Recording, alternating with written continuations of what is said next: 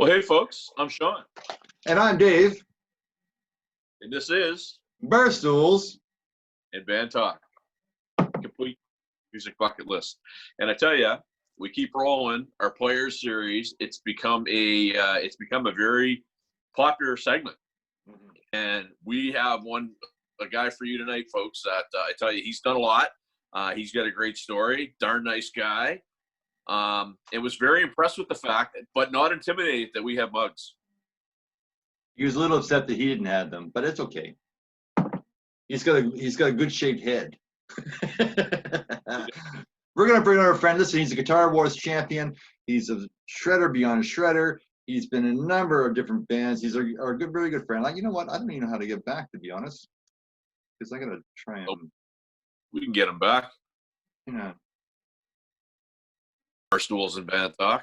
Hello. There he is. He's Mr. Bob Melanson. Da, da, da, da, da, da, da. Nice. So you're sitting in your studio there, young man. I am. And so I know you've been doing a lot of different things, but let's just we're gonna give a Cole's notes to Bob. So tell us tell us where you're from, where you grew up, when you started playing. All right. Jeez. What's your astrological sign? What do you like to do at night? I like to do this at night. Yeah. What's your favorite color? Geez, I grew up in Moncton. Started playing guitar when I was 13, but I started playing drums when I was 5. Oh. Yeah, and a lot of people don't know that I was a drummer. I played in a band with my dad at age 10 on a country show and like a local cable television show until I was 13 and got bored of that. And then I started doing some rock drumming and then saw what the guys were doing on guitar, went home and tried to learn it. And the rest is history, as they say. Interesting. So you swapped guitar for drums because you were tired of all the women that you were getting. So yeah, that's what it was. Exactly. I wanted to be out front. Yeah, 10 years old. Yeah. Yeah. There was always guitars and basses around the house. My dad's a bass player and guitar player, and my brother had a guitar, so I kind of stole that from him. So, yeah. But a musical family. I mean, my uncles are drummers. I have 2 uncles that are drummers, 2 that are singer guitar players. So there was tons of music going around. I pretty much didn't have a choice. Right on. Yeah. So, but you're not. Where do you live now?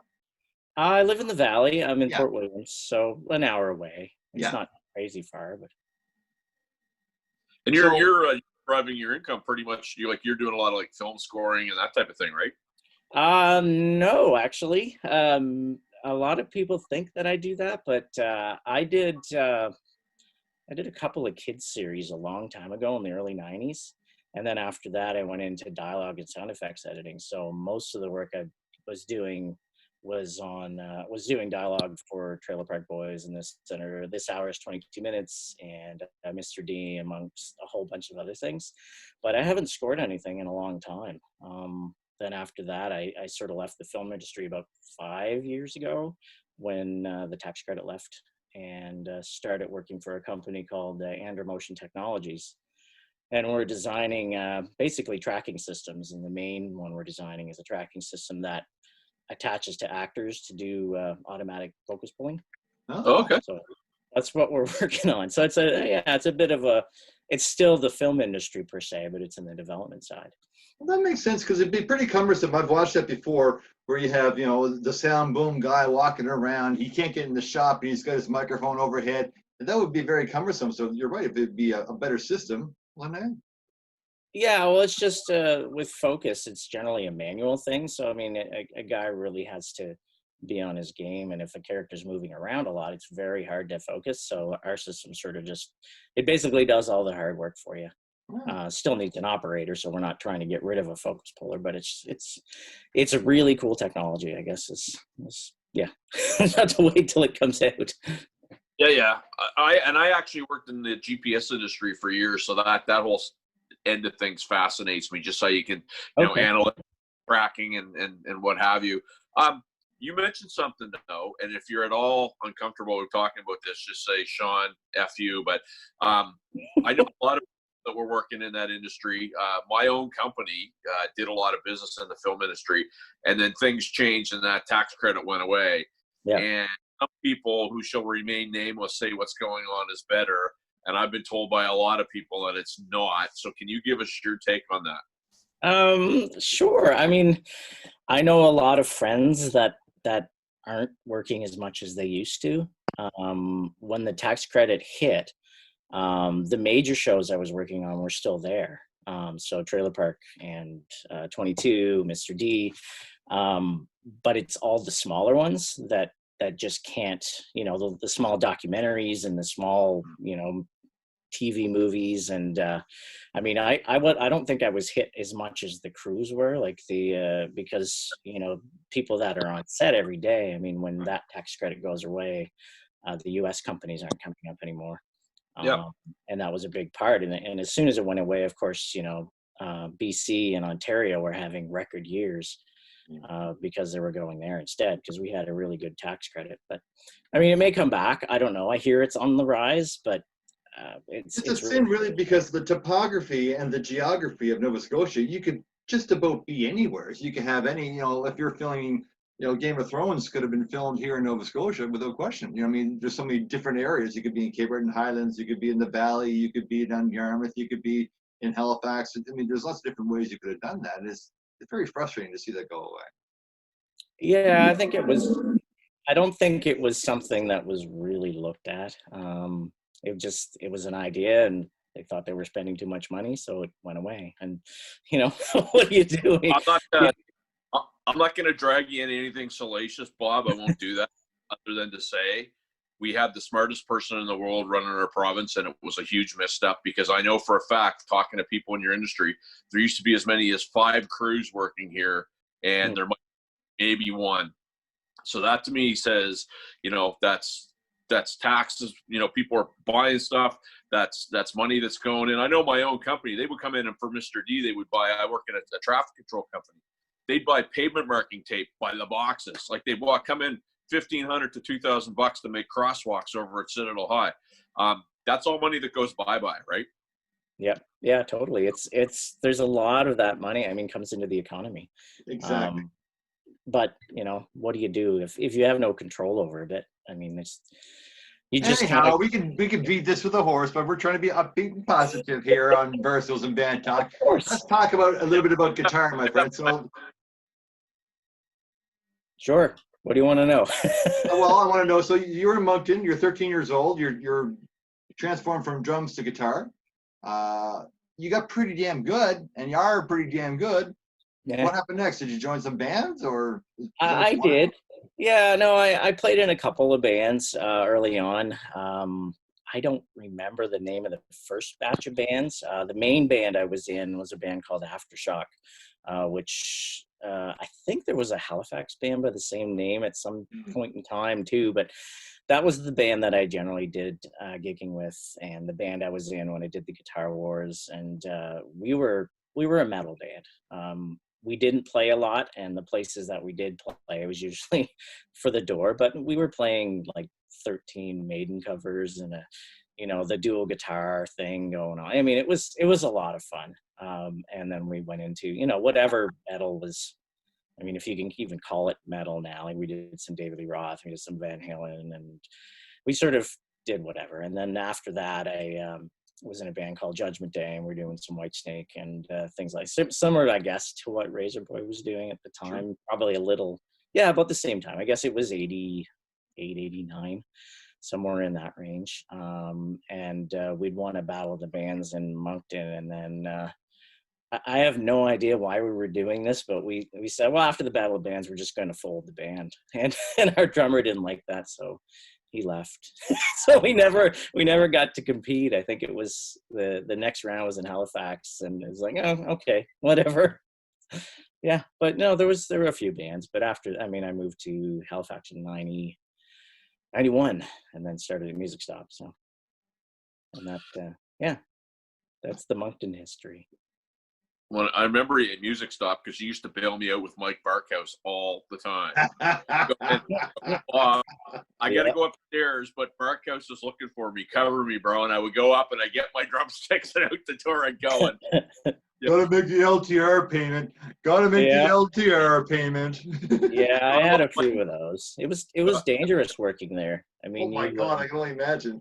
Yeah, I bought a lot of things, and then I got rid of most of them. I have basically the two guitars that I'm playing now. I've had since, I don't know, 92, 93. And they are?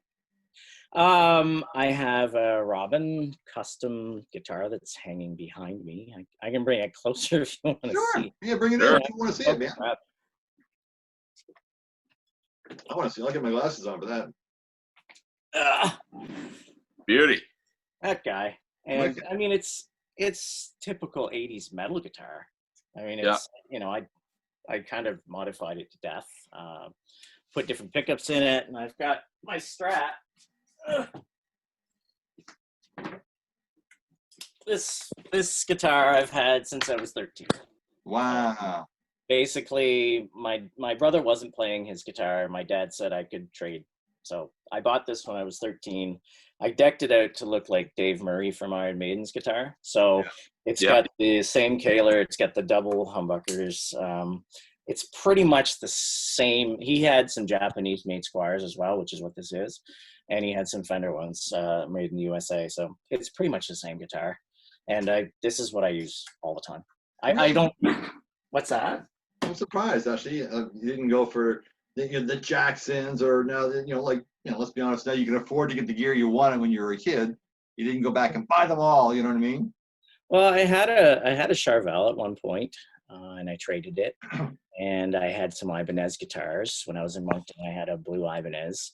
But it's just, I guess, the original black Strat, it's just what I learned on. Right. And I kind of think of them more as tools. I don't know. Some guys are collectors. I'm not. If I don't use it, I just sell it. I just can't see it sitting there. So I have, I have the black Strat, and the Robin is the spare on stage, and it's tuned. We do one song that's drop D, so it's just always tuned drop D in case I break a string. But I generally don't. I don't use the whammy bar like I used to, so it's pretty safe. I remember you being a big whammy bar guy. Tell us about the Guitar Wars. That was a big experience to me. I actually watched that, and I may link it if that's okay. Your Much Music performance to this interview, if that's okay with you. But that was a pretty big deal for a Moncton kid. Let's be honest. Yeah, it was crazy. I mean, the biggest thing about Guitar Wars was Moncton. I got to play against a lot of my friends, and it was a lot of fun. And I had a backing track, so I arranged a song, and I basically played to the track. And it was something that I wrote myself. And when I found out that, when I went to Halifax and played there, and it was I played against Larry Hall and Warren Robert, so we all know. And I used the same backing track there as well. And then when I got to Much Music, I wasn't allowed to use it. And I'd only found out like just before. So it was like, okay, you just have to come up with, I think it was 10 minutes of you just soloing. And it's like, well, that's not really what I want to do. It wasn't, I don't know. It was hard to do that after you'd been playing the same sort of melodic type stuff and showing off more of a musicality part. And then you just have to go shred. It's like, yeah. But no, it was great. I mean, I got to meet some pretty cool people. I mean, Kim Mitchell was a judge, and Mo Berg was a judge, Kenny Greer from Red Rider, and some other guy. I can't remember exactly because, well, it's a long time ago and I'm older. but I know it was a great time. I got to have hang out with 6 other guitar players that were all there from different parts of the country, and yeah, that was it. But I don't think I'd do another one. It's just not.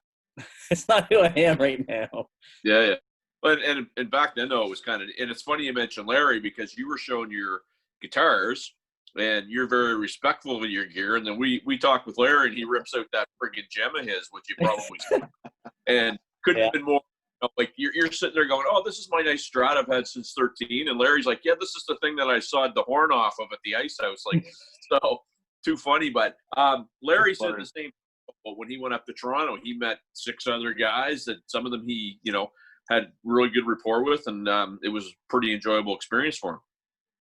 Yeah, no, the overall experience was great. I mean, I won a guitar and got to have the trip, and it was a big part of what I wanted to do at the time. I was a shredder. I got a little bit of interest from Shrapnel Records early on, and it was kind of everything was happening at the same time.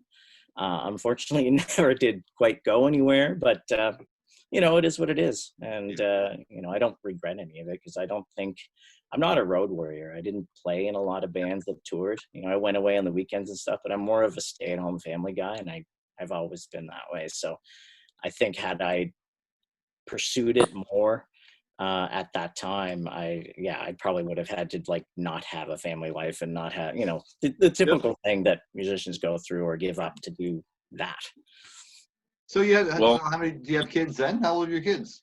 I have two daughters, they're 16 and 18. So, nice. It's one's at Mount A. Well, she's not there now, but, and then the other's, just in high school going into grade 12. So I've been spending a lot of time with them lately because, well, there's not much to do at night other than I could hang out in the studio, but I don't want to do that all the time because I kind of feel guilty when I'm down here. So do they like music as well? Are they involved in music? Yeah. Both of them love theater more so. Okay. My youngest plays in a band at school, like the school band, the brass instrument. She's a baritone player and loves to sing. And then my oldest played piano and loves to sing. But most of the stuff they did was performing. My daughter and I were actually supposed to be in Mamma Mia, the musical, this year at Horton High. I was cast as Sam, and she was part of the background crew, and it never got to happen, unfortunately, because I love to sing as well, probably more than I like to play, although I'm usually told to shut up when I'm singing upstairs, but either way. So so the band that you're playing in now, and I know I ran into Rob at the grocery store of all places 2 weeks ago, but you guys have shifted gears. But so you have Donaire Supply, and I got to tell you, two real funny stories about that band. So you guys, what were you guys called before Donaire Supply? We were Scully. Right. So you're called Donaire Supply. So I called Bruce Fillmore. I said, Bruce, my brother wants one of those shirts. He's from Ontario. Can you get one? So Bruce shows up to the ale house. He wraps it in tinfoil. He puts it in the paper bag like you're going to get. I was playing the ale house. I come home and I put it on the counter. Well, didn't my wife get up and put it in the fridge because she thought it was a Donaire? True story, right? True story. But the other funny one with Bruce, and I love that band to death. He's hilarious. So my band was playing at the ale house, and Bruce was filling in for us one night. And it was right around the time he was doing that show, Taking It Off, with his brother Byron. Yep. So he goes, Sean, man, he goes, it's the weirdest thing. I'm leaving, and my wife says, don't cheat. And he goes, what are you talking about, honey? I wouldn't look at any girl. And she goes, no, on your diet, dummy. So you get to play with that man on a regular basis, and he is funny as friggin' all get out. Bruce Fillmore. What a funny guy. Bruce is awesome. I mean, we've been in the same band for, well, not different names per se, but first it was Scully, and I think we've been playing together for somewhere around 15 years. Is that right? I didn't know that long. I think so. I'd have to check with him, but the coolest thing that Bruce does is he starts doing Toto on his freaking cell phone. I was like, are you kidding me right now? He's playing, Yep. Yeah, he hasn't done that for a while. We used to play Africa, and he used to play it on the phone. Yeah, it's but yeah, no, I mean, I've been in that band forever. I actually did quit for 2 years. We did 13 shows in a row, like 13 weekends, and it was just like, I just can't do this. I enjoy my weekends too much. Like I'm a 2 weekend a month kind of guy. Yeah. Right. Otherwise I just go crazy. I just want to do things, and I'm up at 6:30, 7 o'clock, regardless of what time I go to bed. Yeah. So I'd get home like from a St. John gig, and I'd just be a mess for a week. So anyway, but yeah, no, it's been great.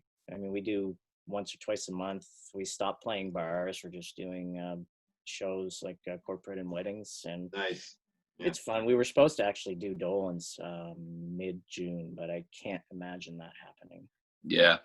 I missed 3 Dolan's gigs, and I tell you, the first one that I missed was we were supposed to do St. Paddy's Day, and we get this running joke when we play there. We're always late. Mike coughing, Kyle, you're late. I fell asleep on the couch on the Saturday night, and I had a dream that Mike was saying, Kyle, you're late. And I woke up, and it was 10:35. And I took it, and I sent text. I said, Mike, I'm hearing you in my friggin' ears right now, bro.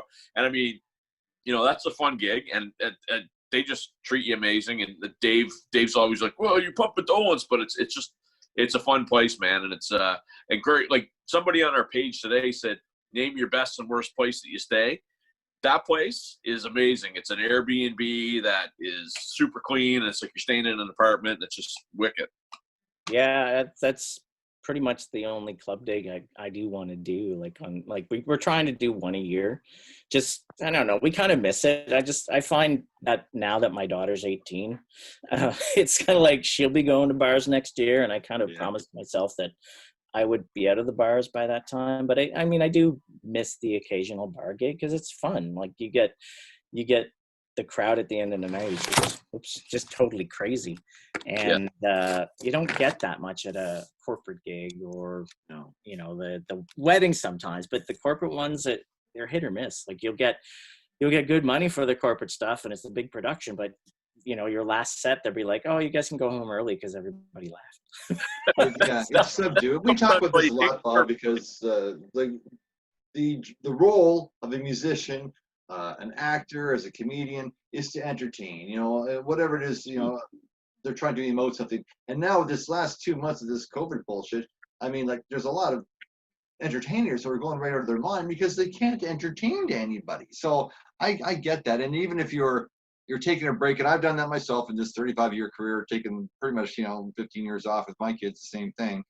But there's something like it's just under your skin. It's like an itch. You can't get it until you get up on stage again. So I understand what you're saying. It's to keep involved. We good on you. That's perfect, really. Yeah. Well, I think what I miss the most is just the loudness of it all. Like to turn up the guitar and to hit that loud, distorted chord in a big room. Like you can't do that in your bedroom. It doesn't exist. Yeah. Well, and I mean, one of the things, and we've talked with other guys, I love playing on stage. I love that crowd reaction. But for me, I would liken it to anybody that plays pickup hockey, that maybe 2 hours before the show where you're just kind of sitting around the band house, joking around, maybe listening to some tunes, and you're sitting around just joking and laughing and carrying on. People don't get that. And then the wind down after the show where you're kind of doing the same thing. Now, the one thing that people don't understand, it's not super glamorous. We go to Dolan's. I call it my nap weekend because I kid you not, I take about 5 naps a day. And then we go to the Harvey's down the street and grab a burger. And then, it's not super glamorous, but that's the stuff. I mean, I love the playing, but that's the stuff too that I miss when I'm out playing. Yeah, it's the hanging with the guys. Like we did a Zoom meeting the other day, and it was like I hadn't seen them in forever. Yeah. More so than the playing, because we've been together, like I said, for forever. So it's it's like being married to a bunch of other guys. You miss them when you're not playing with them. Yeah, so for sure. And and like Dave and I have been doing this now for a while, and for us it's cool because Dave and I are the constants, but we get to talk to a bunch of other people. Everybody's saying the same thing though. It's like, man, when's this going to be over? Enough's enough. We want to get out there. And I do think, and I'm touching my heart and raising my hand. I think when it does open up, and I'm just basing this upon the fact that Dave and I were at Big Leagues the Saturday night before everything shut down, and people knew it was coming and it was packed. I think you're going to see it come back fairly quickly.